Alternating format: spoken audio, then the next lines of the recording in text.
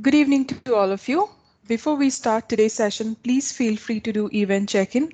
This will give you access to additional resources and information about events that we are running on Reactor, which are around similar topics to today's session. Also, you will be able to access links from today's session. I have already shared the event check-in link with the event ID in the Q&A section, but I will share once again with you all. We have launched our Reactor group on LinkedIn. Please feel free to join our group to get the latest update on session happening on Reactor. I will share the joining link soon.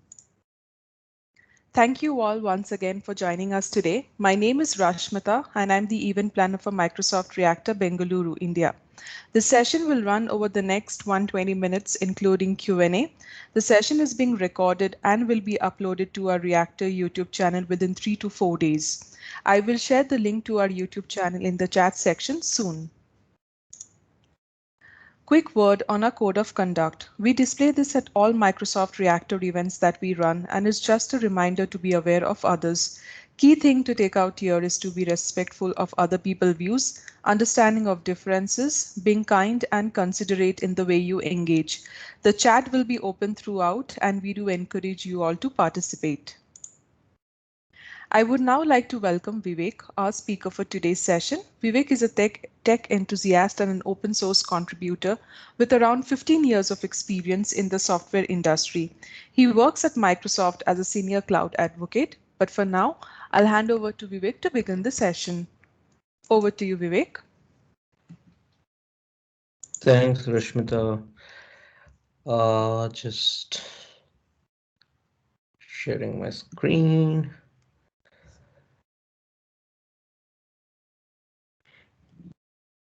Are we? It's Yes. visible. Yes.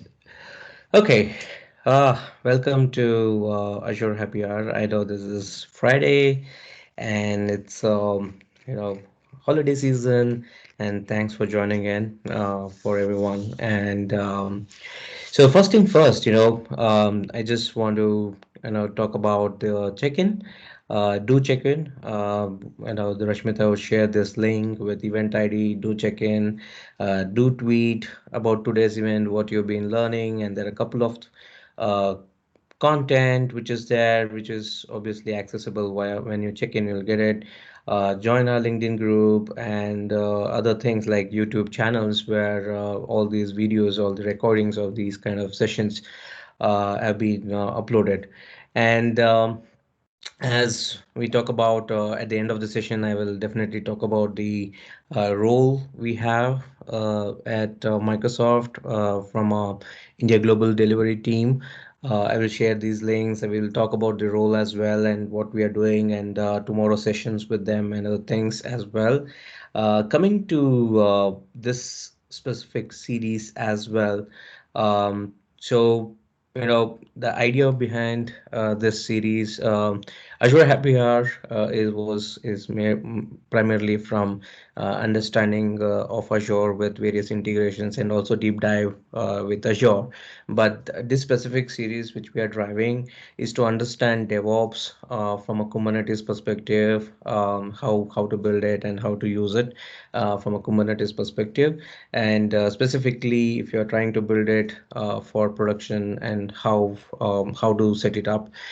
We have broken down this architecture into 8-part series, and we did a couple of things, like we did define DevOps in our first session, and then we talked about containers, and then Azure as a whole, which is about the how you can use Azure from a DevOps perspective as well. And today it's more focused on Kubernetes, and specifically from a DevOps perspective, and what are the things which we are going to which we can drive through Kubernetes, right? And all the content is should be available on my GitHub repo. It's this is the GitHub repo if you are looking for. And anyways, those links are available when you check in. You'll get those links. Don't worry. So just go back and check in. From today's session perspective, it's more from Kubernetes. So I know, Kubernetes is quite big, and it's really difficult to cover everything in just 1.5 hours, and it requires a lot of setups and demos and other things. So I'll be trying and covering almost everything which is there, and we will move couple of things to the next session as well, specifically from a deployment strategy perspective, the other strategies which is there from a deployment strategies, since we are going to do pipelines, build and pipeline section in the next session which we are doing. So I'll focus there. So anyways, that's given. Um, so today we will just go through the Kubernetes architecture, and we will understand how Kubernetes ecosystem work, and how you can use the Kubernetes ecosystem to scale your applications, and what are the challenges it solves, and what are the problems it is solving for us. And then we will see a couple of concepts, which is pods, daemon sets, and namespaces, services, why to use it, how to use it, and we will see storage, why storage and other things, and understand secrets, and config maps, basically how do you store configurations, role-based access, what are the things which is there in role-based access, and a couple of resources which I'm going to share, which is very important for you to take away from this particular session, which is a couple of workshops, couple of amazing videos from Burn and Burns. You can actually go back and view those videos as well, and understand, deep dive into Kubernetes, in fact. So coming to the Kubernetes itself, from an architecture perspective, how exactly this architecture fits in. So I just wanted to introduce this. Before this, we did, Docker, specifically understanding the containers, why containers, Docker architecture, commands, and everything which we have seen already. Um, you know, it is very important to understand the containers ecosystem when you're working with Kubernetes. So just imagine you have an application, and you have packaged that into containers, and you have a couple of containers to run, and you are interested in executing these containers and making sure you scale these containers. So Kubernetes is nothing but a simple orchestrator for containers. When I say orchestrators, it's basically, it takes in the infrastructure, and it just takes in your input from a desired state. So you provide an input to the Kubernetes cluster, which is the API server. If you see this diagram itself, the user, you can define the desired state in the YAML file. You take that and you hand it over to the API server, and API server takes in and then creates all the required information. So it is basically an infrastructure abstraction. It is orchestrator for containers, and it is also a declarative language. It's not an imperative language, it's a declarative language. What do you mean by declarative? What is the difference between declarative and imperative? So declarative is something like, um, you know prepare pizza for 10 people. It's a declaration, right? You're just telling someone that, hey, prepare pizza for 10 people. That's a declarative. And imperative is quite different.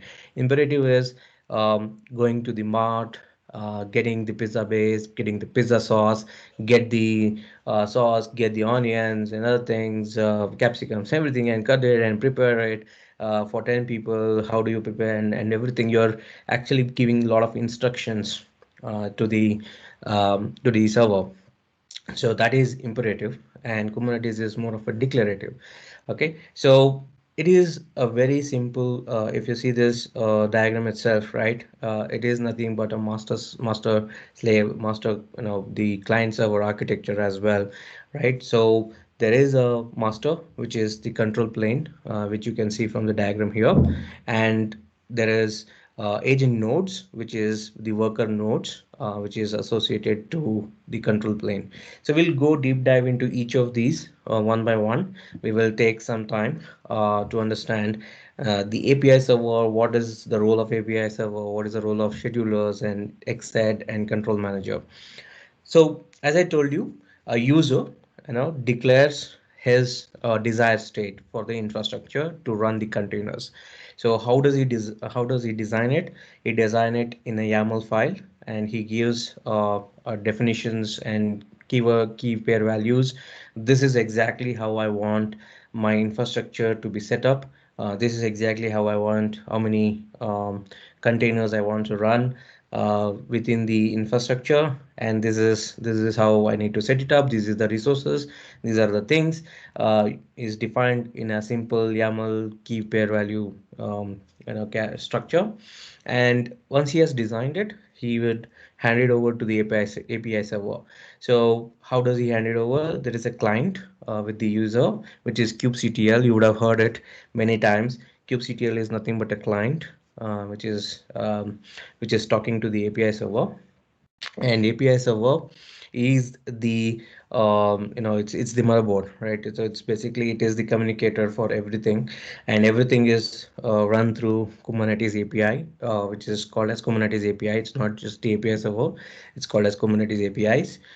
And once you hand it over to that, there is a control manager, and control manager reads your YAML file and create a plan. Provides details to the scheduler to create a plan and execute it. And exit, which is there, which is the database, which is a memory database, which is having the complete information about the cluster. So it knows agent nodes details. It knows what is happening in sorry what's happening in different agent nodes, or it is worker nodes. What is the resources available, and which is the healthier node, and all those things. So those informations are available in the Excel. Okay, so that using that information, a scheduler creates a plan and schedules the task, and everything is communicated through Kubernetes API. Okay, and again, this is something.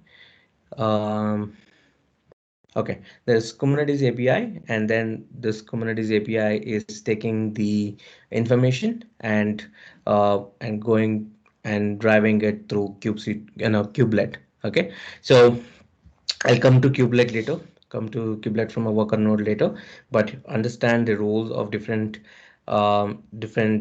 components of the control plane, which is the master node. There is API server for communication, and everything is happening through Kubernetes API. And control managers it's basically a lot of there is small objects. There could be a lot of control managers, like deployment control manager. There is a controller. You can create a custom controllers and other things and replications. And if you see here, there are different specific, different kind and other things. Objects can be created here. I'll come to that while doing the demo and while creating the YAML file, but this is how it is, right? Um, and scheduler is basically schedules the task, and it is just an information provider to the kubelet. Now coming to the worker node, there are a couple of things. One is kubelet, which is a binary, which is basically running these containers in a pod. And pod, if you see, just for understanding of this architecture, understand that pod can have many containers in it, and it can run with one container, it can have multiple containers. So basically kubelet is running these containers through pod. And kube proxies for it's for DNS and other things, which is to access the services. So that's the role, and there are a couple of more components here. That is the Fluentty for log management, and there are other DNS for DNS management, core DNS kind of a thing. There are other components as well, but from a understanding perspective, how exactly all these work, user creates the YAML, submits it to API server, control manager decodes it, stores that in Xed, scheduler creates a plan and executes it to, and kubelet executes it, responsible for the execution, and kubelet is also reporting back the status of the execution, and control manager is responsible if you are using we'll anyways talk about it. If you're using deployment controller, basically it is used for scaling and updating and self-healing and other things. Whenever there is an issue, control manager is checking for the desired state all the time. There is a desired state and there's the observed state. Desired state is what I have given, which is that the user has given, and the observed state is where what is the current state of the node. If there is a change in the state, if it is not matching, it will make sure that it will match it to it. So that is the role of Kubernetes. It is you're handing over the details to it, and it is just taking that information and creating a plan and running your infrastructure and everything. So it's as simple. It was not as simple as this when we were designing, creating so many machines and installing so many stuff and managing it. Now it is pretty easy. You just need to make sure that you have the YAML file written perfectly. So while I do that, I saw a question. So I just want to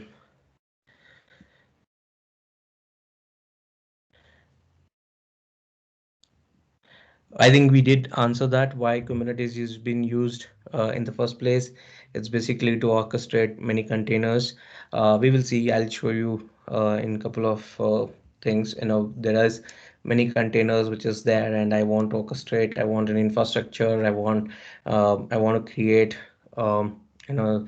Um, Maybe I might having 15 containers. I want to orchestrate it. That is the reason, and also accessing and making sure that I use the infrastructure in the right way and not really over explode my infrastructure for small services as well. You can really make sure that you can use Kubernetes to manage it. And there is a question on control plane is a managed service. Yes, and it depends. If you are using Kubernetes on premises, it can you can manage it. You can manage everything. You can build everything and manage everything on your own. But that is something in a cloud world where everything is on cloud. I wouldn't recommend that. Instead, to go for the managed service, which is the master node is managed by the cloud providers, and the agent nodes also been created and managed, but there are a couple of things which you can obviously deploy and manage those things. What is the recommendation? One pod, one container, or one pod multi-container?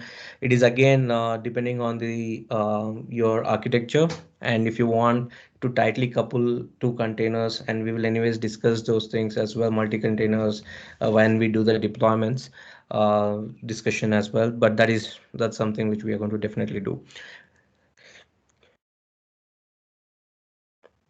Yep. I'm going to show you a couple of things. This is the architecture. So let me continue and show you rest of the things as well. So this is architecture, and I'm sure most of you have got the basic of the architecture. You're providing the YAML file, and it is taking it and scheduling it. So this is a very simple way to understand Kubernetes. And we'll getting started wise. If you're interested, I want to give you two things. One is if you like to play with Kubernetes, just go and Google for play with Kubernetes and log in through your Docker Hub account and play with it, or use managed Kubernetes surveys and our the resource which I'm going to share, where you can also create some sandboxes and use it with the with the managed Kubernetes service which is provided by Azure. That is something which can get started, but I'll anyway show you a demo of getting it started. But before that, there is an amazing book if you're getting started with Kubernetes. If you want to understand Kubernetes, this is an amazing book. Fifi goes to the zoo. It's been, it's a CNCF in a book, and you can basically download it from anywhere. And it's basically a giraffe going to a zoo with a zebra and other things, and it's been the Kubernetes story has been told in through a cartoon and other things. So it's pretty interesting. So I just want to use this to go through some of the concepts, and definitely I'll deep dive into these concepts as well. As I told you, pods have containers, and if we saw that in the architecture, and pods are the basic unit for running containers inside Kubernetes. And it's a basic thing. So whenever you talk about Kubernetes, the basic atomic unit of running anything is pods, and you'll always refer to pods as well, right? I mean, always refer to pods. And and it's an abstraction over a containers.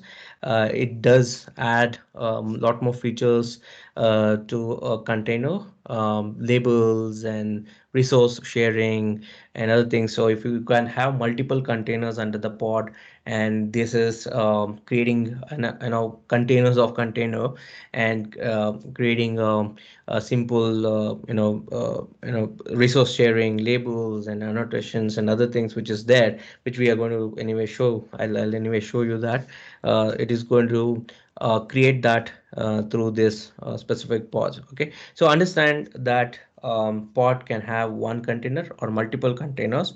And if you know the containers, it's simple. Any container which is running can be part of the pod. And I'll give you an example of multi-container and single containers as well, when you can tightly couple multi-containers. For example, you're running some content, you're downloading and accessing those content in another container, and you want to tightly couple these two containers in one place, and you want to scale this as well. So that is where you're going to use multi-containers, and single containers are very simple, right? It does one job, and that is one activity it requires. And coming to replicas, this is the one of the amazing feature of of communities. But this is a very low level type. We're going to see high level types as well, like the deployments and daemon sets and other things. But the low level type from a replica set perspective, if you are giving in your YAML file, if you are telling I want 4 instance of this application to run. When I'm talking about application, this is pods, 4 instance of this pod to run.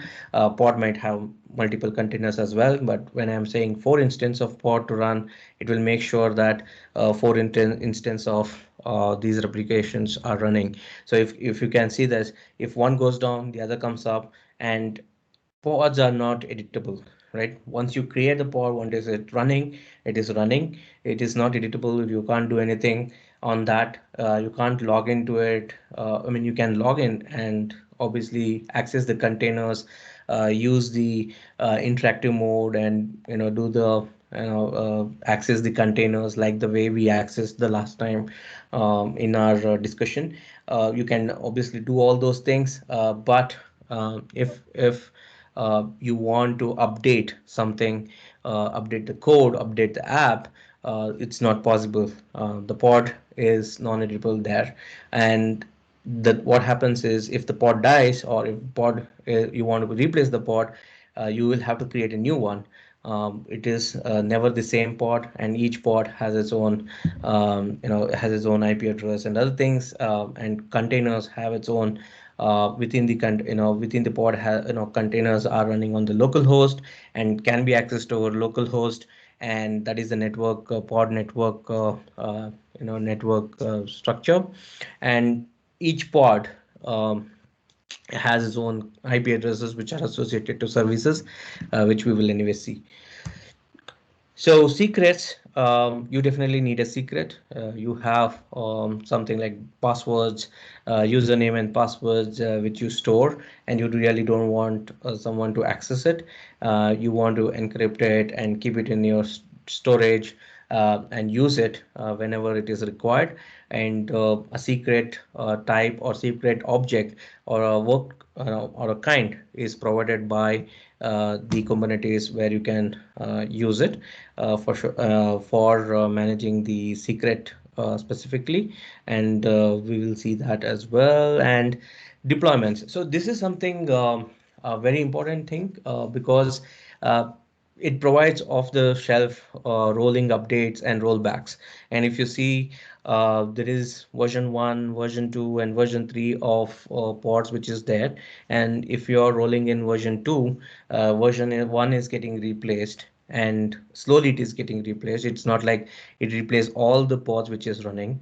And when it replaces, it takes some time and other things. I'll obviously show you how it does it, but next session which we have will be specifically on a couple of strategies deployments provide from a rolling update and rollbacks, which we are going to discuss from a DevOps perspective. And this is about daemon set. So what is the use case of daemon set is, here we discussed about replica set, which is trying to make create create pods in nodes, but we are not defining on which nodes it has to run. In the architecture, we saw that there is master and there are nodes, which is nothing but worker nodes. And when you submit the job, you're not telling which node to run these pods and which node. It is all decided by the scheduler, and it schedules it based on the health of the system, right? Through the XED or the database which is there, which is having the cluster details. It is having the cluster health details, in fact. And so daemon set, what it does, it makes shows at least one pod is running on each node. And very useful example of this is, if you're trying to run something like elastic beat to capture the logs in each node, or to capture the file beat to capture different information from this, and you want to run the containers on each node to make sure that you collect information about the system health and other things and share it into your Prometheus or into your Elastic Logstash, and put it on Kibana and see what it is. So this is exactly the use case of the daemon set. So this is where you can use the daemon sets. So basically, you are running a pod on all the node. At least one pod is running on all the nodes. And if some node fails or a pod fails, it restarts only in that node. It's not on the other node. But in the replica set, it can start on any node. So that is something which we need to know, the difference between a replica set and the daemon set, right? And ingress. Ingress is, it is nothing but a traffic routing. I want to route. There are multiple namespaces. There are multiple services which is running on the Kubernetes cluster. We will see that how exactly to be done that. And ingress is a controller, is one kind of a controller, which we are going to see this as well in the next session as well, with a demo, how the traffic gets rerouted, and how you can route the traffic when there is a update happens and other things. So it's basically a traffic router. It's easy to understand. There is internet, there is ingress controller, and ingress can route the traffic to the right set of services based on the traffic which is being generated through the DNS, right? Um, that is one thing. And cron job is one of the kind as well. It is it's basically a pod which runs and sleeps and runs and sleeps. That's one of the thing. And the CRDs, which is custom resource definitions. This is a custom controller. We'll talk about controllers. Kubernetes API, where you'd submit a controller to Kubernetes API, and a custom controller is looking into that pattern, and Kubernetes API is looking into the pattern. And there is, if some, I can create my own type and use that to build the YAML file. Like for example, I have Elastic type, or if I have to create an operator for Prometheus. So those are the things where you can obviously create. I saw a question there on Ingress is a load balancer. Kind of, yes. It's kind of routing the traffic and managing the load as well. Um, so can you hear me, everyone? There is someone saying that I lost your voice.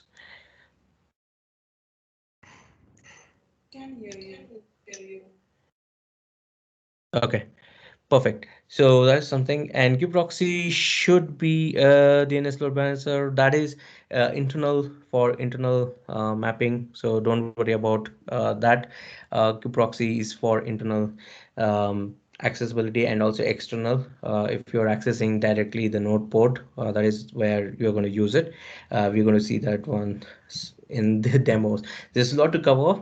This is the book. I just wanted to show you the book so that you can go back and spend some time and read about it.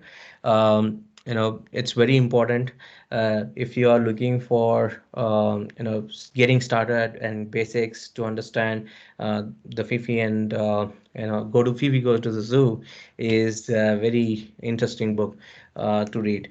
And just go through that book, and I'm sure somebody posted the link, so which is good. Thanks for that.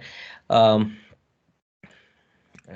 I'll come back to you, Sachin, on that question when we do the rest of the things. But I want to, go back to pods, right? Understand pods in a better way. Uh, as I told you, it's the basic unit of scheduling anything in Kubernetes, and anything you do on Kubernetes, right? A very simple way to do anything on Kubernetes is just write your application, package it as a container, and wrap it under a pod, put it on a pod, and just go back and run it on Kubernetes, right? So it's it's as simple as it is. Just run that YAML file, and you can run a simple build, simple app on Kubernetes, right? So it is nothing but a container of container, which I mentioned, right? So it adds a couple of things, as I told you, the labels, resource sharing, annotations. What is annotations? Annotations is nothing but third-party integrations. Uh, I'll just show you an example of how annotations are used, and pods can have multiple things, right? Single containers and multiple containers, and obviously accessed via ports. You can have a pod with associated to a network, and when I say it has one single IP address associated to it, and containers are talking to each other on a local host, and these are through port you can access them. So basically, for example, if you have a port and a pod which is running on 10.0.0.0, and other containers which is running in it can be accessed through via port. So when I say if two containers are running, one for app, the other for um, you know for downloading something, and you want to access those two different containers on different ports, then you can access that via uh, giving 80, or the download one could be on, you know 0.0 uh 0.0, sorry, from 8888. Okay, so this is how you can access different containers within the pod. If you have two different containers, it can be accessed. They both can talk to each other on a local host.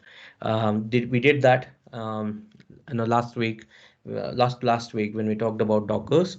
Uh, you can go back and watch that video how to do that. And and there are different kinds of pod. It could be a short-lived pods. It can be a long-lived pods. So when I say short-lived, these are batch systems. You can run a batch pod. There are long-lived pods like web app services, right? Web apps, which is running as a service, and people can access it, and it is always up and running. So that's the long-lived pods, right? And you know, net trying to understand when you build uh, the YAML file, when you build something in Kubernetes, these are the three main things you are going to define in your YAML file. One is the deployment controller for scaling, self-healing, and updates. Pod is for labels to label that pod and to be access that pod, and resource sharing, like what are the resources, annotations, policies, affinities. When I say affinities, whether two pods can be on the same host or not. Those are the affinity policies which you can build. There's a lot, right? There is containers only specific for app and its dependencies. So these are the three different things which you will consider while you're building something. So let me go back and answer a couple of questions. I know there is some questions are coming in. So let me answer those questions and come back uh, to the demo of the pod, and we will see a YAML file of the pod while building a pod. How to select number of masters and worker node during creating of create. So it's basically your requirement, your understanding of worker nodes is, again, it depends on how you want to define these different worker nodes, depending on your application and other things, right? And but it's not just that. You can have node pools, or you can add more pool to it. And we can add we can have a virtual node which is for scaling purpose. I'll just show you that. um, that can be done. You can obviously increase the worker nodes as and when you required. um, yes, you can get the recording. Rashmita will share the YouTube channel link, or the direct Azure Happy Hours playlist is available. You can also take a look at it. Sachin, if I remember correctly, master node can be default one, and worker nodes based on your hardware capacity. And yeah, it's been answered. So no, we can have multiple master. Yes, you can have multiple master node, but it's like one master node is what recommended. Um, and it's not like master node, multiple master node. It's basically high availability of master nodes. You can have it in different zones to manage it. Yes, all Kubernetes services have managed in Mastodon. Why pod dies uncertainly? Oh, that's a so it's a good question, but it's in the world. You already know, right? Application die because of various reasons. You would have assigned some memory to it.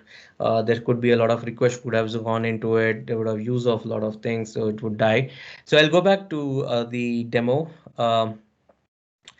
How Yes, correct. So we can do it with one master node. So let me go back and show you how to create one. I've already created one, but I'll just show you how you can get started with the managed Kubernetes service. You can go to the Azure portal, go to containers, go to Kubernetes service, and just click on create. Before I create this, I've also created a container registry. It's basically to host my containers there and use those containers in the cluster as well. Just give resource group. We did talk about what is the resource group, everything last time. Choose your region, choose a name, give anything, and choose your version based on node size. So this is where you choose the size, and it's basically you can check the recommendations and other things which is there, and see how you can do that. Say I'm going to choose this one just for, and you can also choose number of nodes you want, and methods and other things. Node pool is what I talked about. 3 count is there already. If you click on this, you can add more node pools. Node pool is nothing but more servers which will be which will be available for you to be executed further. And this is virtual node, and this is nothing but it is based on virtual kubelet. It's an open source project. Virtual kubelets are used for scaling applications, and it is I did talk about virtual kubelet. I did talk about kubelets as a role in the architecture, right? Where it is on the worker node, and it is responsible for running the all the operations and other things which is required for running the containers and other things, running everything, right? So it is also reporting back the health of the node with the pods and other things back to the control manager. So virtual node is based on virtual kubelets. Virtual kubelets are it's only the binary of virtual kubelet. You're going to take it and install it in any infrastructure. It could be on in IoT. It could be on different infrastructure, and then you're sharing the details. You're sharing the information, and also you're deploying an application into the virtual kubelet. So anyways, this is anyway, we'll try and see if we can do a demo next session on this. I'll anyways take a look at it. And these are authentication methods, different authentication methods. We're going to talk about role-based access, but remember that role-based access with the Kubernetes role-based access and Azure role-based access gets enabled, both working as a controller and other things with the control plane, and it gets installed, and you can access with the Azure managed Azure Active Directory gets enabled with that. You can do that directly with AKS managed Azure Active Directory, or you can use it Kubernetes authentication, right? That is also there. So network configurations and traffic routing, and we'll anyway see this updating this in the next session, which we have for managing all these things from a deployment perspective. And also we're going to see this from Terraform perspective. And we go to the integrations, container registry. I already have. I'm going to select it. Monitoring systems, policies.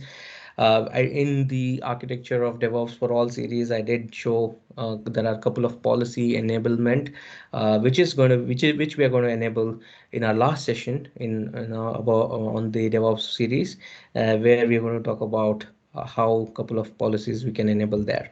So given that, I'll just review it and created it. And since it takes time, I've already created the Kubernetes. It is available for me. I'm able to access it on my um, on my so so I've created the credentials. There is a credentials which you can get just to access the communities. So I've given the credentials, and I've already created that. So you can also do that by, I'll anyways share those, share the link where you can go back and try this as well. So as of now, get nodes, you can see there are a couple of nodes which is attached to this.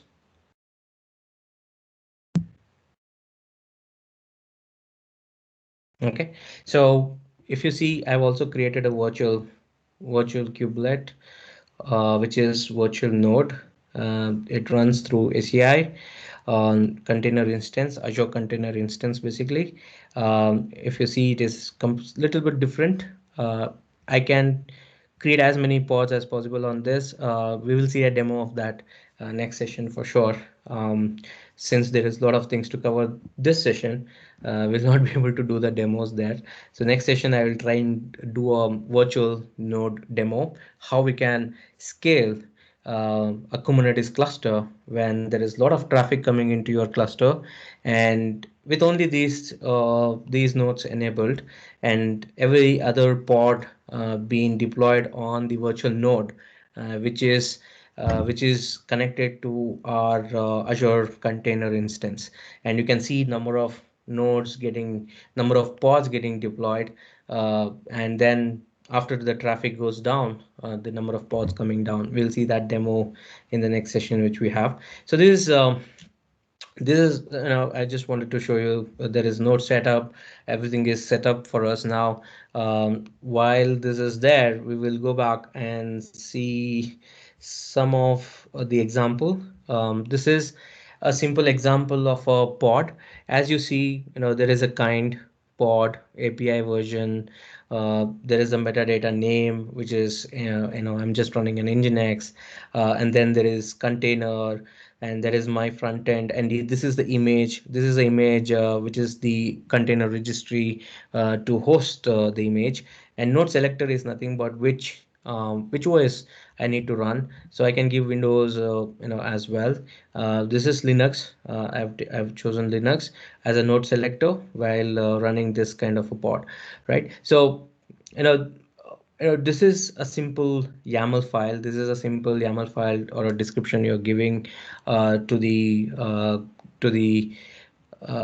you know, API server of Kubernetes. So it's a simple way to do this. I just go back, and if I want to understand all the services, let us go back and say history. I have so many commands running. So this is a very interesting command which I want you to check, right? So, you know, it's kubectl API resource. It provides all the information related to the kind we have. So when I say kind, it is nothing but a, controller, and these controllers are simple structures, and are sitting on the control managers. And when anytime you define something in a YAML as a kind, uh, any of these, those are, template. There is a template for it, and you just need to fill in the template in the YAML and then hand it over to the Kubernetes, right? So it has namespace, it has nodes, it has volumes, it is pod. This is what we are using. And the most common and most used is the deployment template. We will see that. There are other templates, stateful sets, daemon sets, which we discussed, cron job, which we discussed in the Fifi. Fifi goes to zoo, and ingress is one of the thing. So there are a lot of things which is available, and I just wanted to show you this, and so that you can go back and explore what are those template, what are those details you need to fill in for each of these, each of these kind, which is obviously not possible to explore in one session. So this is a simple kind which I have given. So once I have run this, so how do I run this specific? So let me show you. There are a couple of YAMLs which I have. So this is a pod YAML which I'm using right now. I just need to give kubectl apply -f. This is apply command where I apply, or when I hand it over to the API server, and just give pod dot YAML. And when I do that, right, get pods, it gets deployed in default namespace. So now what is a namespace, right? So let us go back and see what is namespace and other things. But if you see, there is my pod which is there, and Nginx is the pod which we did have it in the code, right? This is the name of the pod. Um, this is running on the default namespace. So that is the reason why I'm able to get pod, kube control, get pod. When you do that, you get all the list of pods which has been running. So let me go back and show you the namespace. What is the role of the namespace and services, right? So very interesting. You know, there is cluster, and you want to break this cluster. You want to use this cluster with various things. Say for example, I have an engineering blog, and an engineering blog service needs to be application needs to be hosted in the cluster, and I want to use that space. I want to create a logical space within the cluster, which is all the related code, all the related application for that blog service, for engineering blog service, is uploaded there in under the pod, and it is available under the pods. The pods are running, but directly accessing this pod doesn't make sense. Why? Because the pods have IP addresses, and pods may die. When they die, when the new pod come in, there is a new IP address. Think of like this: I have VMs, and these VMs are running, and one of the VM dies, and you create a new VM. It has new IP address, and those IP address cannot you cannot hard code those IP addresses into the your core or into the your DNS, right? So you cannot access it. You cannot put that in your hard coded. So what you do is you always create an nginx on top of it. Similarly, even in AKS cluster, or even in Kubernetes cluster, what you do is you create something called a service, which is nothing but a load balancer, or a way to access the spot, which is kind of a service, which is a block service, which in this example, I create a block service, and then there is different pods which is there, and it is getting access through the namespace. And this is a simple way to design and use these pods, and you have a space created for yourself, and the block service is part of this engineering namespace, and the pods are available for the user. And notice that there is an engineering user can only person who can access it, and this is the role-based access which is there. Okay, this is the role-based access, specifically on the namespace. There is an admin user who has a cluster access, and engineering user who has a namespace access. That anyways we'll see when we go to the role-based access controller. Sorry, role-based access management. So when we go there, but this is how exactly it works. So pods are basic units, and namespaces are logical structuring within the cluster for managing a particular set of services, and blob service is a load balancer, and pods is attached to these services, and pods are deployed via the deployment controller, on which we talked about, which is having self-healing, scaling, and updating capability. And under this pod there is containers which has apps and dependencies. Okay, so this is the namespace and service. We're going to deploy now an application. While we deploy an application, there are so many questions. I want to take few questions so that we can answer. Uh, can you explain the difference between a pod and a container? Why pods dies? Okay, we answered that. Okay, there is um, see, the pod is the container is part of the pod, and pod is, as I told you, remember the inception, right? Uh, Pod is nothing but a container for containers. So, what is a container? We did talk about container. If you remember, from a container architecture perspective, it uses the operating system's namespace. This is the kernel namespace, not the namespace which we discussed right now. It's the kernel namespace, and C groups and other things to create. And what does it create? It to abstraction for operating system. It's the VM is abstraction for the hardware. The containers are nothing but a virtualization on top of the operating system.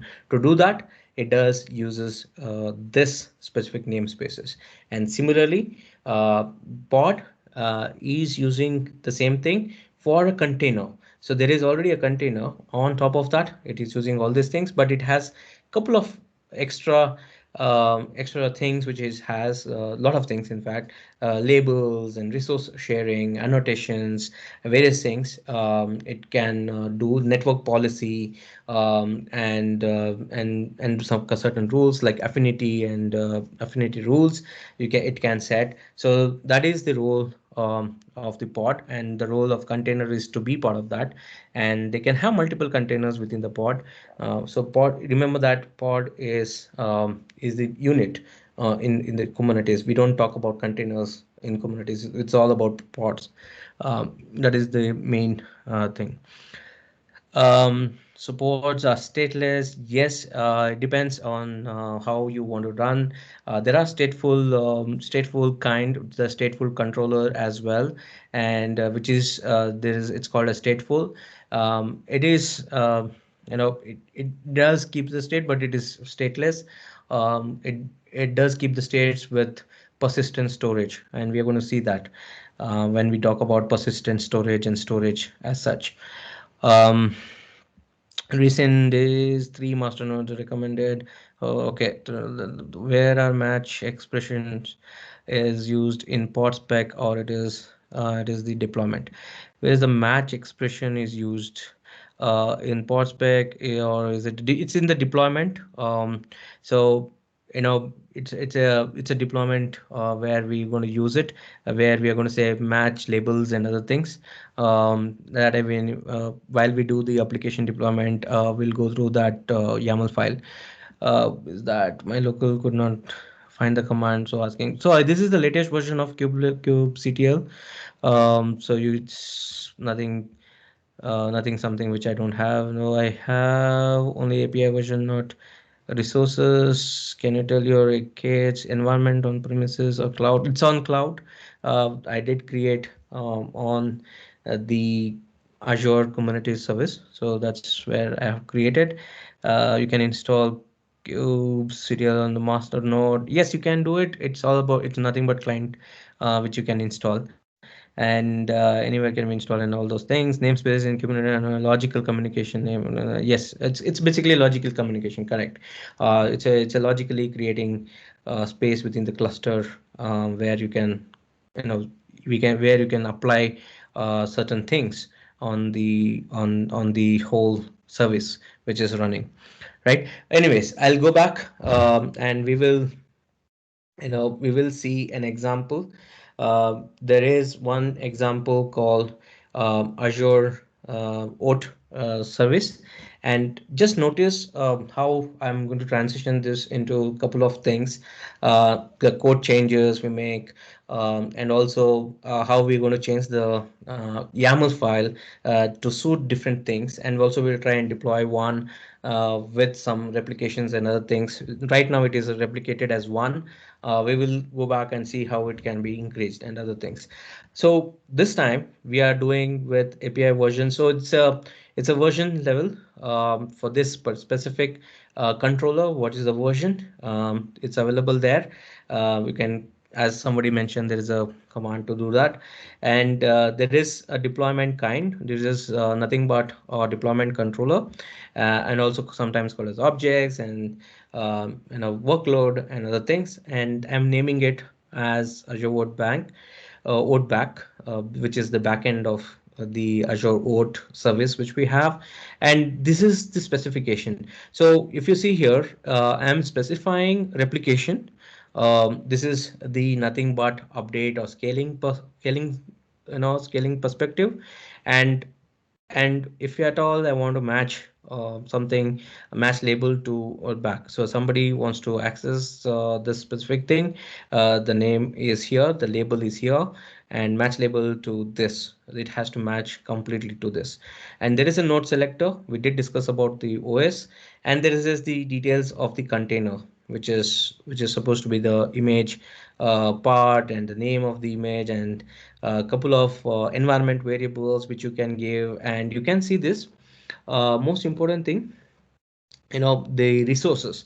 So this is where the pod spec comes in, where um, you're providing the resource, and what should be the limit, what is the CPU limit, what is the memory, what is the request, what is the limit which we can run. This is where you're giving information. This is on top of the containers. So this is the difference between a pod versus containers. This is container will just run the application and the dependencies, and it uses the infrastructure which has been set up by the pod, which is resource which is it is taking, and it is again um, reusing the namespace of the kernel to use that. And notice that there is no namespace. There is no namespace given here, so it is basically a default namespace. Um, and when you spin up a Kubernetes cluster, there is a default namespace which gets created. So let me go back and show you the uh, default namespaces. There is kube proxy, kube DNS, and there are other system specific namespace. Sorry, kube system namespace is the namespace which is a default one, right? And this is the one which we have created, right? So that is the example there. So all these, if I go back and deploy this, it gets created in a default namespace. And there is a service which I'm creating, and the service is on top of the pod which gets created, that is Azure Vote Bank, which is the label which has been given here. So this is on top of that, there is a service, and it is just a port access. To access that, there is a port. It obviously uses the port which is here, which we have given as a container port. The same port has been given here.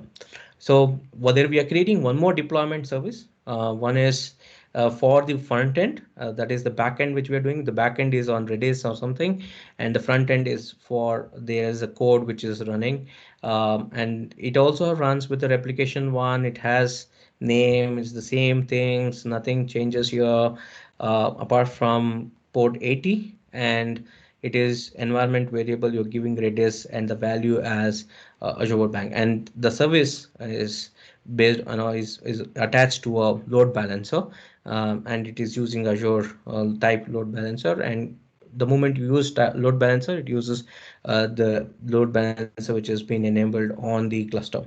So you can actually see these this is a service which is already there. So let us go back and deploy this YAML, so which is being deployed as well. So it is already deployed. So um, so kubectl get service Azure Auth front end. So if I do that, get the service.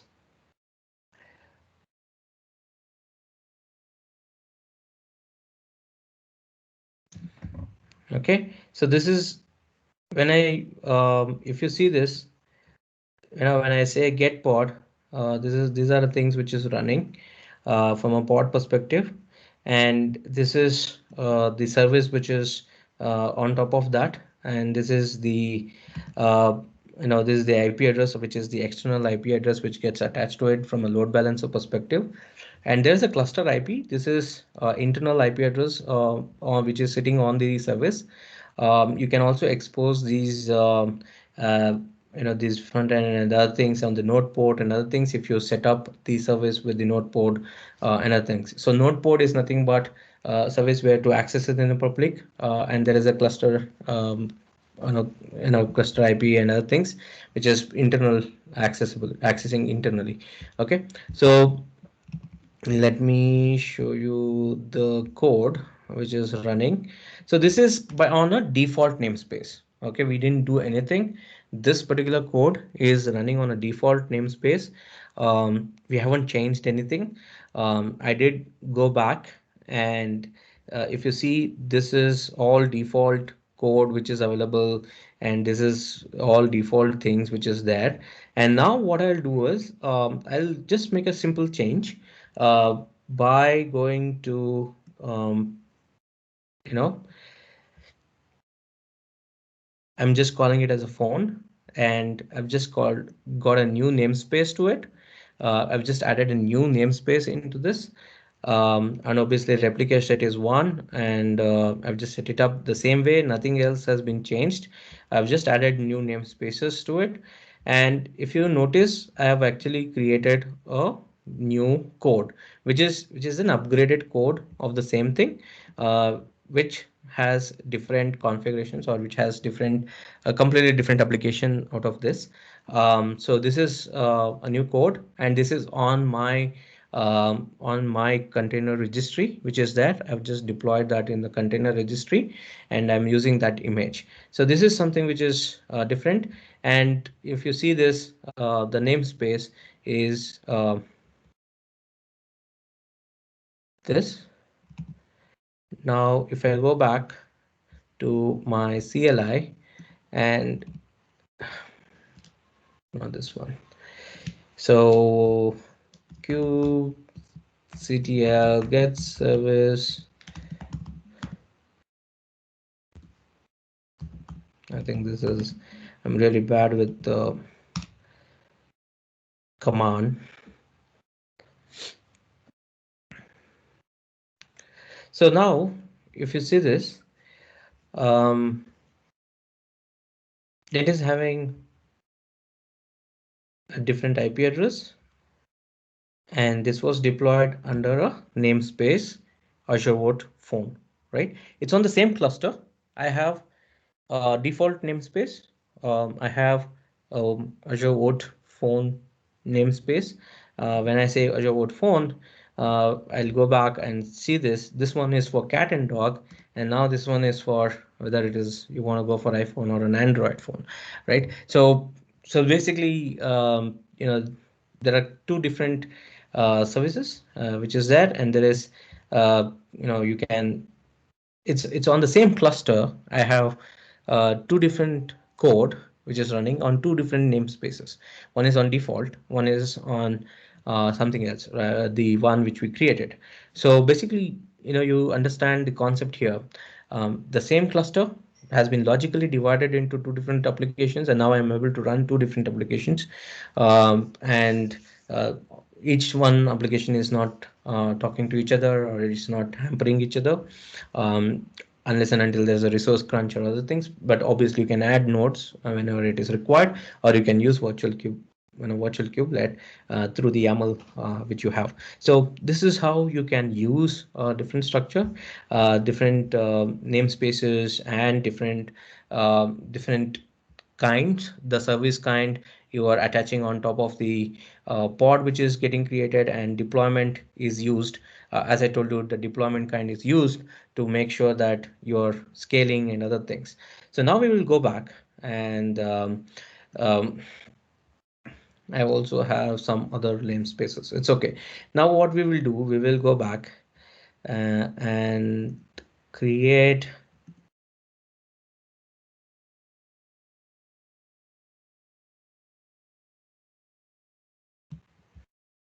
well, we copy this code and create a new file and paste this file and say I'm going to use Overbank Phone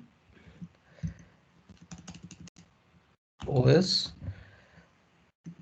Okay, so the same thing I'm going to create in the namespaces, all the namespaces I'm going to edit to have OS, right? And there is namespace OS and front end, am I missing anything? No, OS. Okay, so now I have namespace, four namespaces I need to have. One is OS, 1, 2, 3, and 4. Okay, now we will create a replication for the front end. Um,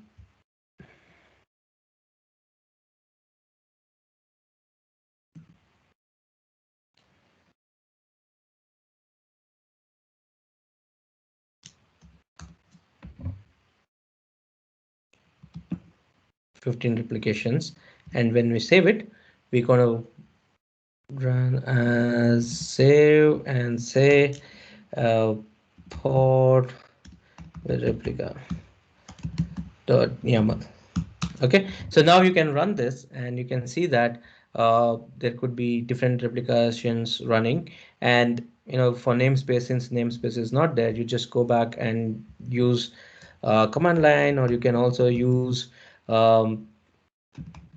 create namespace, what is that called, Azure OS, right? So we create that. So I hope that is what I gave. OS, yes. Okay, so now you can go back and what is that? Apply ls ctl apply -f apply the Azure, sorry, pod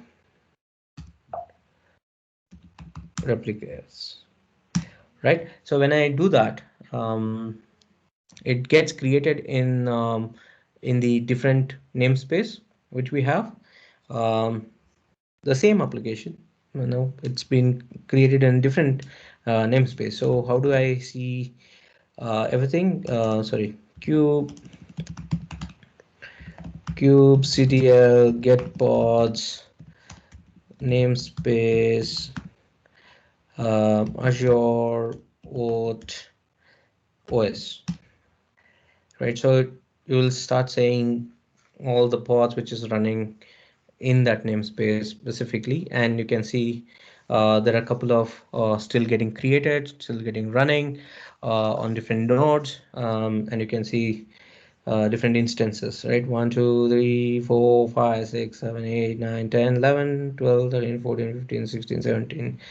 So this, sorry, 4, 5, 6, 7, 8, 9, 10, 11, 12, 13, 14.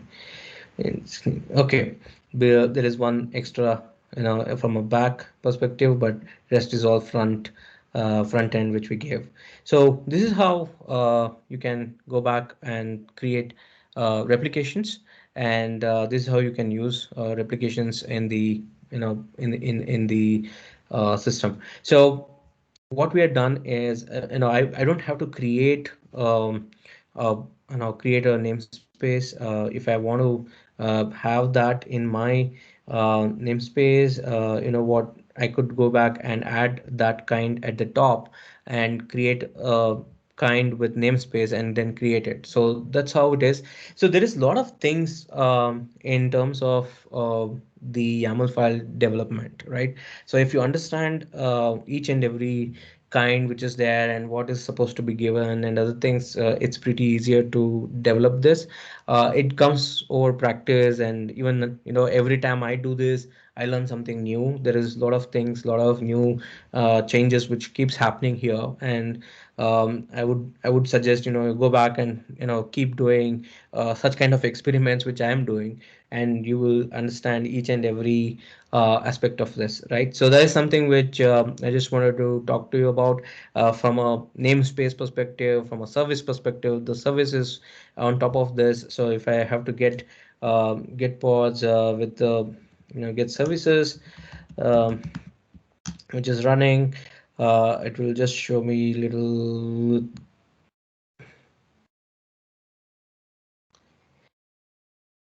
So there are a couple of services which we have created.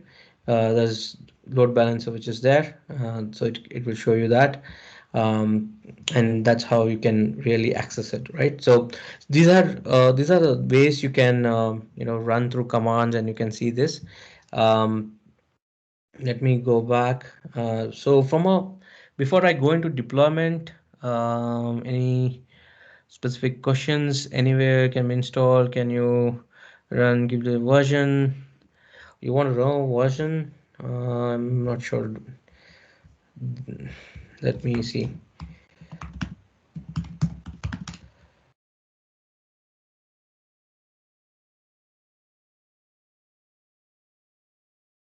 That's my version. Is it the version you are looking for? How to keep up the container up to date with security issues, static analysis, and misconfiguration in production environment. So that's something which you need to keep in mind if you have configurations issues in your containers, and if there are security issues, you should keep upgrading, and that is what deployment does. That will be our next topic as well. We can take a look at it. Can we use any other load balancers like Nginx? And yes, of course you can use. and you can add it through the controller. Yes, you can definitely use it. How we can attach CNAME to load balance instead of external IPs. You can, that is CNAME is attached through the your DNS provider, the names like GoDaddy and other people. So you can go to, if you have purchased something from GoDaddy, you just go there and make changes to it. That's how you do it. Um, so those are the things. Let me go back. There are a lot of things to discuss as well. um, so deployment perspective, there is on 22nd October, I'm specifically talking about deployments, deployment strategies, how to do it with Azure DevOps, deep dive with Azure DevOps, and obviously we'll take a look at a little bit of things with GitHub Actions and other things. So the meetup is happening on 22nd October, so do join in. Net, how do deployment work in Kubernetes? I'm just picking something from Burn and Burn's video, and I'm going to share this as a part of the resources at the end of this, session. How does it exactly happen? Say, for example, you have image one, which is the container one on the load balancer. You have everything pod version 1, 2, 3 running with the load balancer there, and you have you know version 2 coming in. It does not like just update it, it just goes through a process. Version 2 comes in, it checks for two things. One is liveness check and there is readiness check. And liveness check is whether it is the pod is live. As we saw in one of the example here, this is not yet ready, right? This is running, this is not yet ready, so it is just creating the containers, right? So this is something, this is what it means when we talk about the liveness check and the readiness check, right? So we'll go back to the liveness check and the readiness check. It does two checks on the version 2 of the pod which is coming in, and it once it is up and running and ready to serve the request, it gets added to the load balancer. And the pod one, which is serving the request, which is the version 1, gets deleted. But it is not really deleted. It is, if it is serving, it is having a grace period of 30 seconds. You can actually set it up. You can make those settings changes. And similarly, rest of the other pods comes in. So this is something how Kubernetes deployment work, and we are going to definitely do this in the next session, how exactly this work. And we will define the YAML file according to different strategy which is there. At least we will see one or two strategies which is there, and we will see how to execute it. Okay, so do join in next week or next to next week, so that we can discuss more detail in that. And coming to the storage again, I'm pulling why I'm showing this specific, pulling these videos here is because these are amazing videos to understand why things are required and how to use it. I will definitely share it. There is a pod. There are multiple containers within the pod. Whenever you talk about something which is related to storage, you're talking about the volumes in the cloud world, right? And it can be attached to the container in a specific path. That is what volumes and storage mean. But by default, whenever you design something in as a pod, whenever you bring up something in Kubernetes as a pod, it has storage, it has empty directories and other things which is here. It does have its own space for the container, but it is the life cycle of that is with the pod. If pod dies, the data dies. So everything is not really something which will help us grow. So what came up after that is something called as persistent volumes. When I talk about persistent volume, it is nothing but these are associated to the cloud storages like the Azure Disk and other things which is available out there. Um, the storage is persistent. When what is persistent? It means even if the application dies, even if pod dies, the data is constant, and data is stays back, right? You can recover, and you can use that data, and you can attach that data to different services, and get those data back. So that is where persistent storage comes in, and you are going to use it as a persistent volume with the Azure disk and other things, and attach it to the pod. uh, Everything is done on YAML file, and we're going to see one of the example now. Everything is done on the YAML file, and we will see a specific example with that.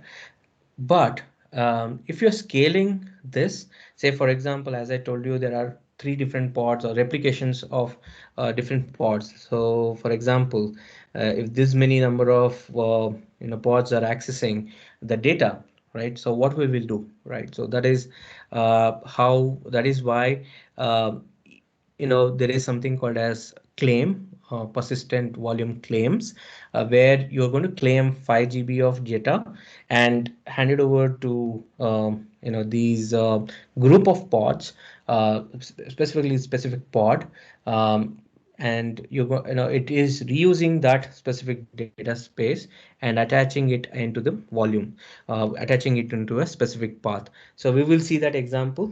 Um, so before you do the claim, right? So you need to claim 5 GB of data for this is the persistent volume claim. This is one of the controller. This is one of the thing which I showed you in the list of things available. There was pod, there was deployment, there was data daemon sets, there were stateful sets. There are bunch of things which we saw, right? From a service perspective, there's so many things, and this is one of the thing. And there are a lot of options, right? You need to go through it, but we are using a storage class which is managed premium. This is specifically from Azure managed disk, and we are using access mode and other things which is there. I want to read write once and other things, and 5 GB of data is what I'm claiming, and this is the storage class. There are different classes. This is the class which is specifically associated to the Azure Managed Service, right? So there is when you run this, you get you get the volume claim, that is 5 GB gets also allocated for you. And when you run the claim, which is I'm running a simple pod with an Nginx, which is on the container registry. And you note that the claim name is Azure Managed Disk, which is very similar to the name which I have given it here. Right. So once I run this, the name gets created, the storage gets created, volume claim gets created, and I do claim that in my pod claim. Whenever I am running a pod, I just use volume mount and give the path where I want to mount for the container to access data. Then this is the volume mount option, and I'm calling it as volume. And the spec gets understood. This is what we are looking at, and the volume is where is uh, you know the persistent volume claim is there. So this is very simple, and it claims the data from here, and it claims the attaches the data from here. So when I do this, right, when I run this, similar to what we did, kubectl apply -f and just run it. And when you run it, and let me go back to the CLI. There are lots of commands, and let me try which one I did. Um, there is a describe. No worries. Which one is that? kubectl describe pod. Describe my pod, is it?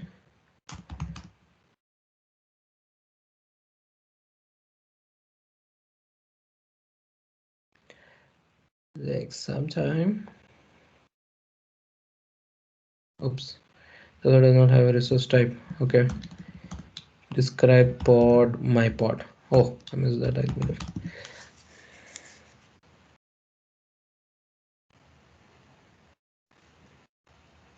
Okay. So this is So this is it's saying that it has a persistent volume claim on on the which is the name of the claim, and other things which is required from a image. Image, this is the image which is running, and it does talk about the disk it is using, and it has attached claim and other things.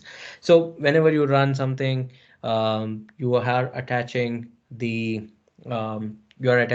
storage to it, and the pod can use the storage on a volume mount. And here is how you can define those: volume mount and volume storage, right?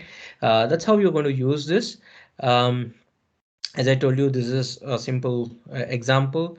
Persistent volume, you set it up and you use it in different replications, and very well explained by Bun Burns himself. So go back and look into those videos which I'm going to share. Again, secret management in Kubernetes, how to do it, what it is. Every pod you run, there is a lot of secrets, basically passwords for a database and other things which you have.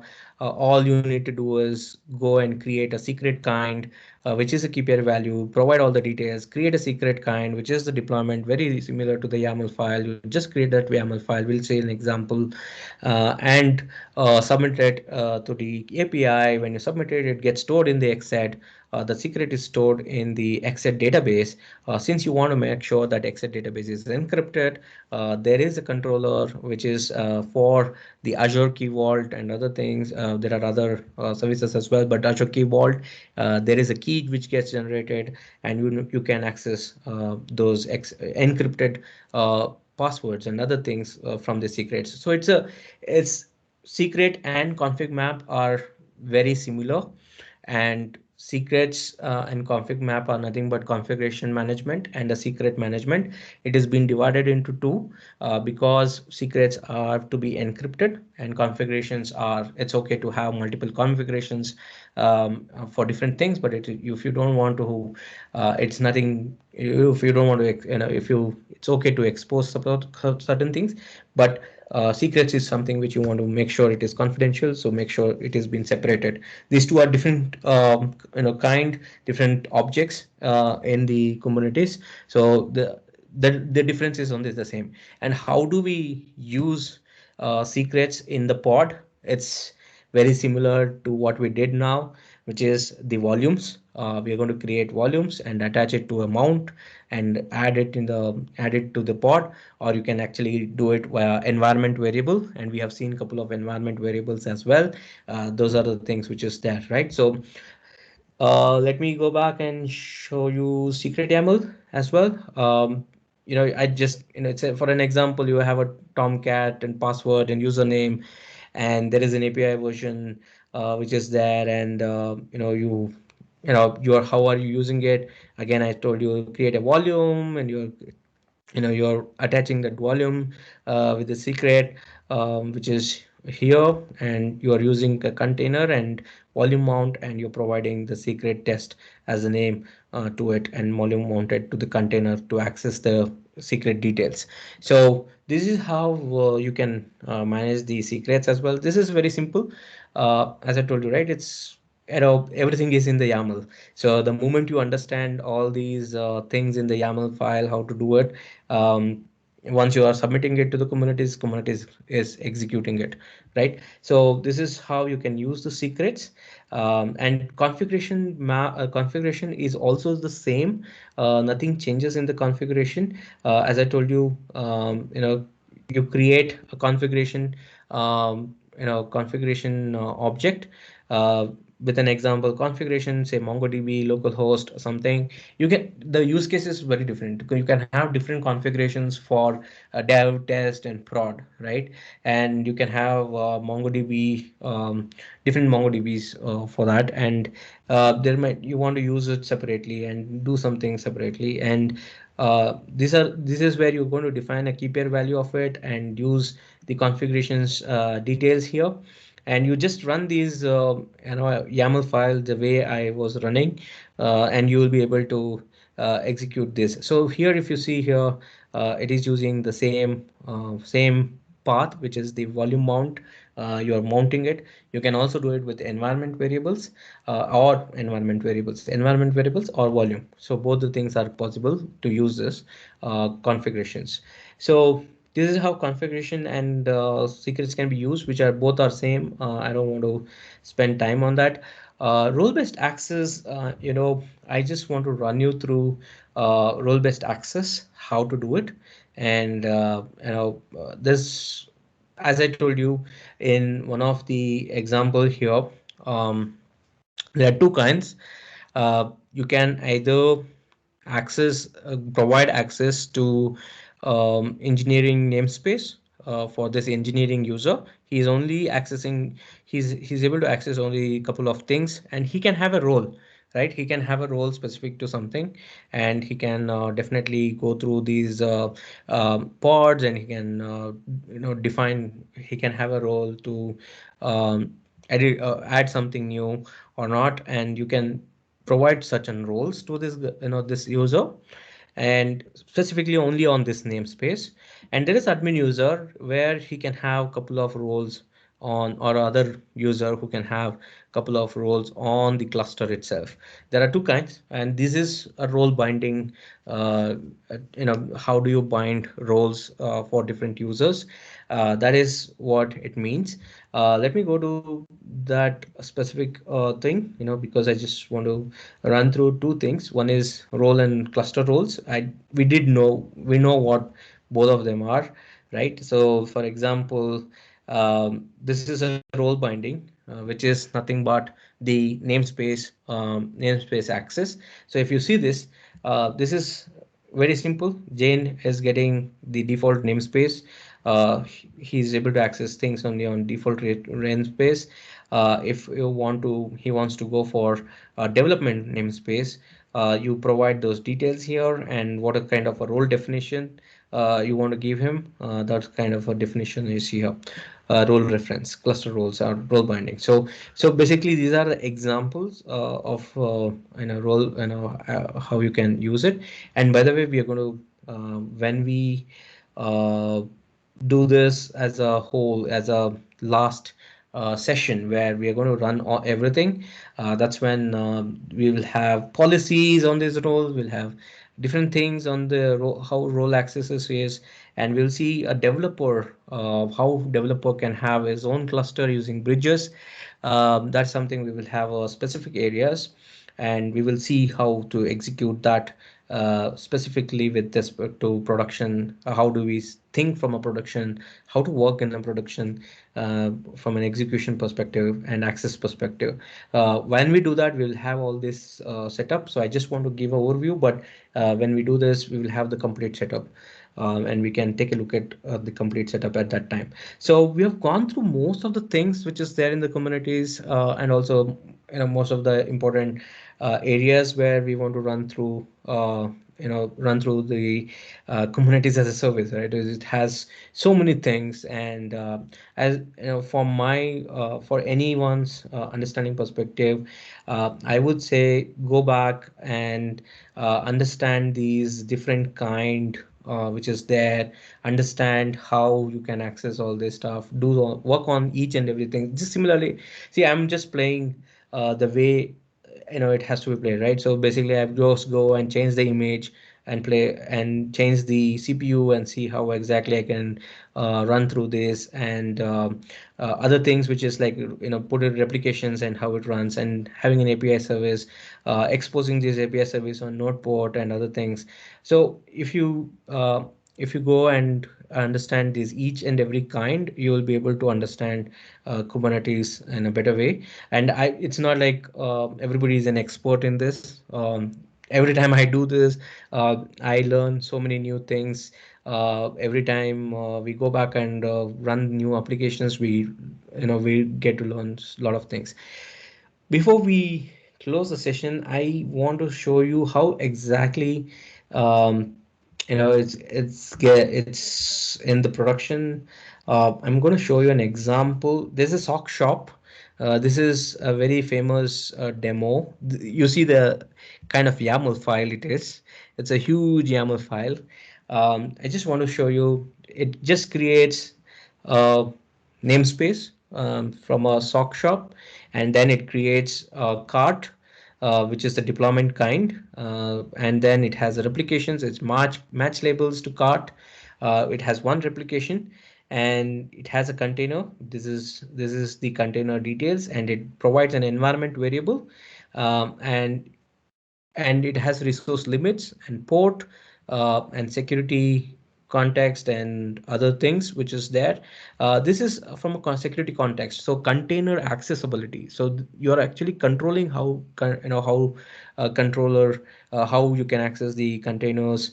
Accessibility is not as root, not as user. 001, there is something which you are talking about, and then your volume mounts, you have other things, and node port which has been set up, and on top of that you're creating a service.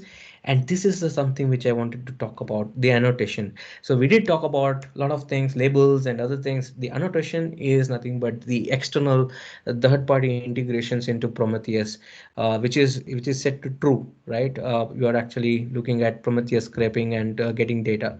So this is the one of the questions which we got was pod versus containers. This is something, an extra added thing on top of the containers which is running within the pod, where the labels and annotations, and resource management, we have seen that resource management before. This is the resource management. Everything, resource sharing and everything comes into picture while we are building something on top of this. So go through this example, which is, it's a very simple to search this. Search for sock shop and you'll get the complete YAML, and this actually gives you a lot of things to learn. You can learn a lot of things from this. This particular YAML, it has various things, from a liveness prop, readiness prop, which we are going to see in the next session. But these are the things which is available there, right? So while I did talk about resources which we are going to give. These are the two things. I'm going to share this in the chat anyways. But this is something which is I want to talk about. Learn module for Kate workshop which we have. Um, just go through this learn module which has a very detailed step-by-step execution. Why I'm not able to open this? Okay, now it's on. So there is a detailed step-by-step execution. So if you can see this, it has everything I discussed. It has Azure Kubernetes cluster, how to create, deployment options, exposing pods, network-wise, configuring SSL, monitoring, and everything. So let me show you how what it exactly it is setting it up. So this is the application architecture. It is setting it up. So this is what you're going to do it. This is what you're going to set up. It is a simple rating app. There is code to it. If you go and it's a 2.5 hours or 3 hours of session. If you sit through it, you will understand container registry, monitoring, auto scaling. How do you do it? Public to Azure load balancer.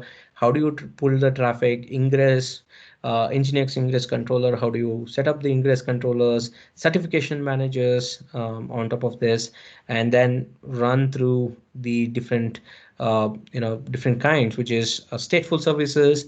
How do you manage the secret for MongoDB?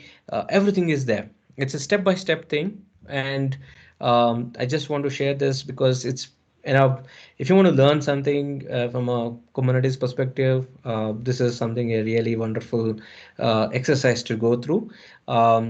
Each and every exercise is available. Uh,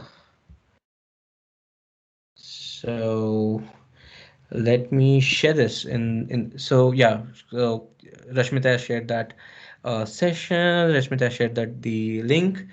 Thank you. And for the videos, let me share those Bund and Burns videos. I'm pretty excited about these videos. His videos explains everything. How do you manage simple pod life cycles, production ready Kubernetes, amazing basics in a very simple language you will understand. If you've been working in Kubernetes, how exactly it works, everything is there from Bund and Bums. So I'm sharing that link. Just give me a minute. I'll share that YouTube link for everyone. Where is that link? Sometimes I miss this. So these are the most important links for today session. These two things, if you do, you'll become an expert in Kubernetes. In fact, this is good. I've shared both the links here. One is the workshops and the YouTube playlist, Kubernetes Basics playlist.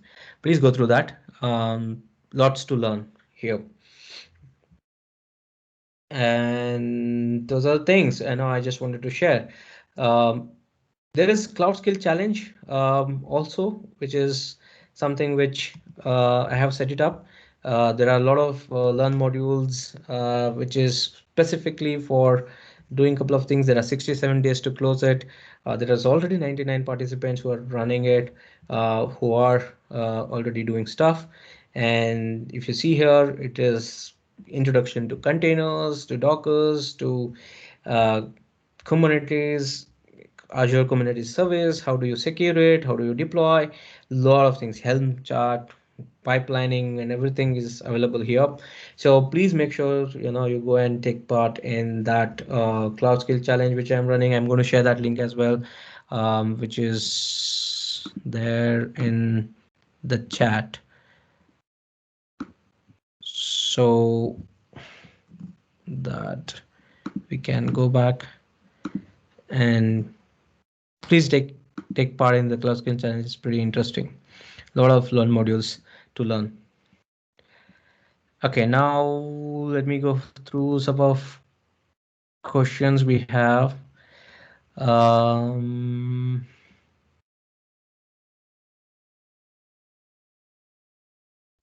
yes, we can put the pod to only specific bandwidth through Ingress controller. We can do that. Um, I'll try and see if I can build a demo for that next time. How did we attach? Okay, we did answer that. We can use any load balancer. Yes, we can use. What is the command to control default Kubernetes load balancer? Uh, I don't know what is that command you're looking for. It's just a service which we going to create on top of that. Um, that's something which is already there. So do check in as well while we are discussing these things. Can Azure support read write many? Yes, there are many options. You can go and check out the different storage classes which is available, and sort of, you know access things which is available. It does, it does not read write many. I'll say once is what selected, but I've not tried that. Probably you can go and check that out. What encryption method Azure case use in secret? So this is a default encryption method, I believe.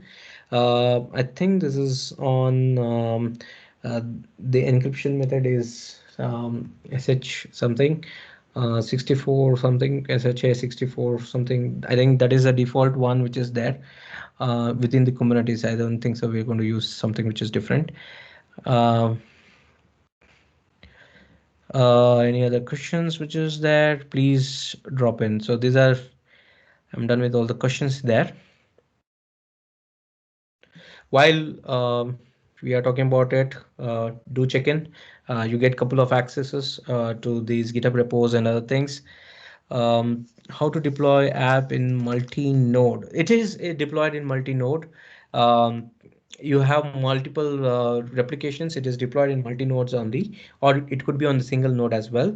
But it is all decided by the Kubernetes architecture. So it is decided by the scheduler where to deploy what.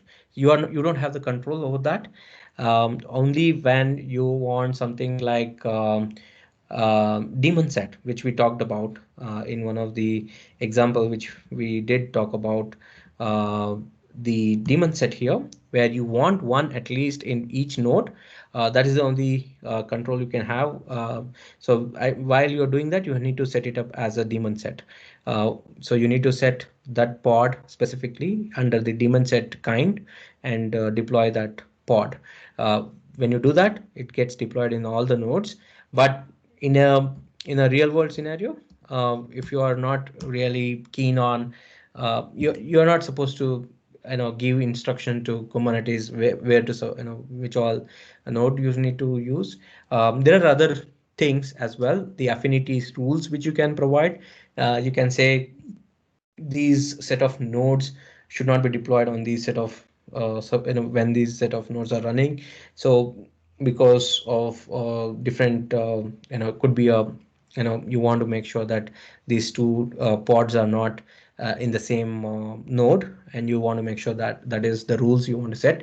That is where the affinity and other things comes in, which is a part of the pod um, pod controller, the pod object. And it has those it has those template. You can as I told you, right? The YAML keeps updating. There's a lot of things in the YAML you can give. As I told you, we saw that in one of the examples, sock shop. There's so many things written in that YAML file.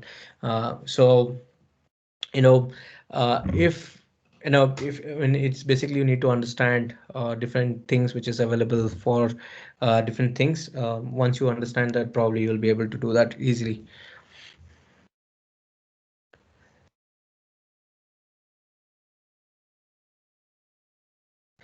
How to deploy app in multiple nodes in the node? Yeah, that's the thing. So it's an affinity rule which you need to give. It's part of the pod kind.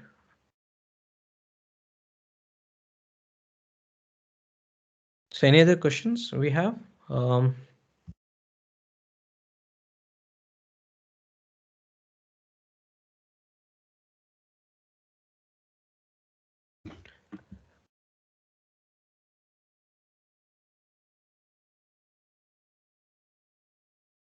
any more questions? Can we use node selector for this as well? No, this node selector is specifically for whether which OS you are using, the Linux or the other things, not the. So you could have multiple nodes with Linux node, Windows node, and other things attached to the cluster, and you're trying to use it in a different way. So that is where you select the nodes. It's not the node selector. Oh, I did talk about, I did forget to talk about this one. Tomorrow at 5 p.m. we have this meetup as well, which is very specific to how people from India Global Delivery Team work with customers, and they actually explain the use cases they have been working. And also, they have a lot of job opening, and they want to hire amazing people who are in cloud and who are specifically from .NET or probably programming background. It's not specific to .NET, but do join in tomorrow. I'll just post this. Post this link. I mean, there is a form actually. There is a meetup link which is there. We will. Rashmita is going to post that meetup link here. Uh, there is a form there as well. Okay, can we any reference to link to learn YAML from scratch? So this is, I mean, it's basically you have to get, you have to go back and keep trying new things like this. I would say, you start with the one which, simple way, pod, kind, and then on top of that we wrote like the deployment, and on top of that we wrote a service. On top of that we had multiple deployment and multiple service. One service backend service, the other is load balancer service. That is how you can learn. If you take one example and keep doing, I would suggest you go back and do um, these set of learn modules, and also complete these workshop, and also go through these you know videos. And there is code base which is there in this workshop, which is already there for you to play around, and you should be able to use that and write different YAMLs and play around with it. for understanding. And you can use Minikube and other things. It's not like you have to use managed services to play around. And also you can use a wonderful play with Kubernetes as well. You can go back and play with it and understand how you can use Kubernetes. It gives you a four hours of sandbox, and you can play around with it, create nodes and use it and understand it in a simple way, right? So that's something we can do. And do join in for tomorrow's session. We're going to share that as well. VS Code is definitely useful with YAML.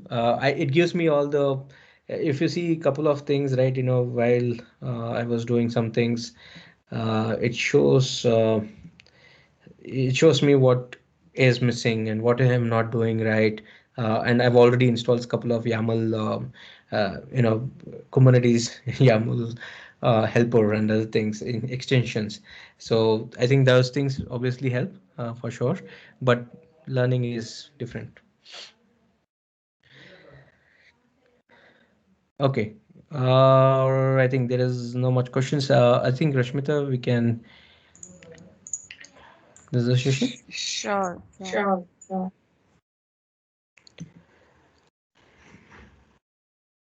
So do we have any more questions before we just, end today's session? We'll just probably wait for a minute. So I've There is no. already, Yeah, sorry. So, while creating volume load balancer, does it calculate cost in the cloud? You need to calculate the cost in the cloud before you do that. That is something, it's there. It's not like it automatically calculate the cost. You just need to make sure that you have the cost ready. I mean, this is a load balancer, not the load. It is a load balancer which is coming part of the cluster and other things. But if you're using a load balancer, specifically load balancer from Azure, then it's a cost, like you need to understand. um Link regarding tomorrow's meetup. Oh, we didn't paste that. Let me do that. uh yes, I did already. Let me just share one more time. okay, so There you tomorrow's. go. Okay, I think MR has raised hand. You can just unmute and ask any questions. Please go ahead. I think he did ask the question. I mean, he did put in the chat. Okay. Okay. Let me then lower his hand. Okay, thank you. Okay, thank you, Vivek, so much for this session, and thank you all for joining us today. Please feel free to do event check-in and share your feedback. It's very important for us, and share your, feedback. How did you like about today's session? It will help us to choose our topics better. Also, please visit Microsoft Reactor Bengaluru meetup page for more upcoming session. Thank you all, and enjoy the rest of your day.